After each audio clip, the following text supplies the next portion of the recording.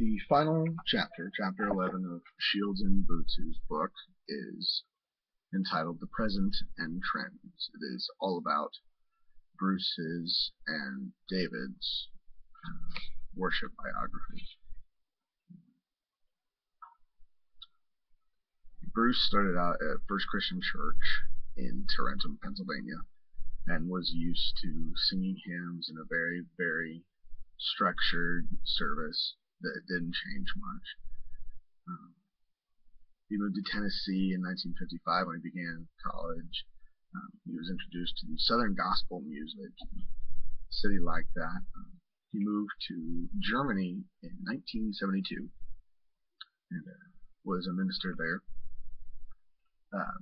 He said in the 90s most congregations have adjusted to a song set type service, 10 to 15 minutes of congregational singing, 10 alternating between new choruses and older hymns and gospel songs. He said his reaction to this at first was he wasn't sure what he felt about it really. Like he thought it was good that it would move on, but at the same time he was mourning the loss of theological content and challenging musical forms. David started out in a Pentecostal church, and they did a lot of worship choruses at the church he was at. He went to I just lost my spot.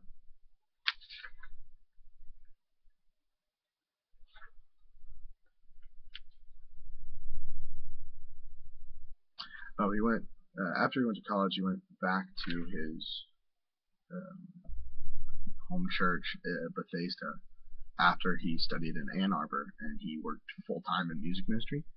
They had two big choirs. The larger of the two performed a couple of selections every Sunday, often accompanied by a small orchestra.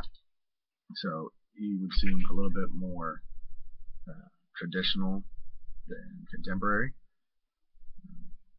He now lives in Johnson City, Tennessee. He's at Hopwood Memorial Christian Church. The church is serious about how it shapes its worship, about how that worship in turn shapes the community. It resembles his old Pentecostal church because there's a deep engagement with the worship that moves the heart of some to weep, to speak out with a word of testimony or confession, or to be energized enough to clap and sway with gospel-style rhythms. Bruce has some global observations, such as the space of churches. He has experienced things from bamboo churches or bamboo huts in rural villages to huge European cathedrals. He's seen several different types of orders. They go from very, very unstructured to very, very structured. He talks a little bit about the Lord's Supper, different ways of taking it, passing it down the aisle, having to go up to the front to get it, stuff like that. Really, there's not a whole lot in this chapter about the actual churches, about like anything that changed. It's just what they have experienced.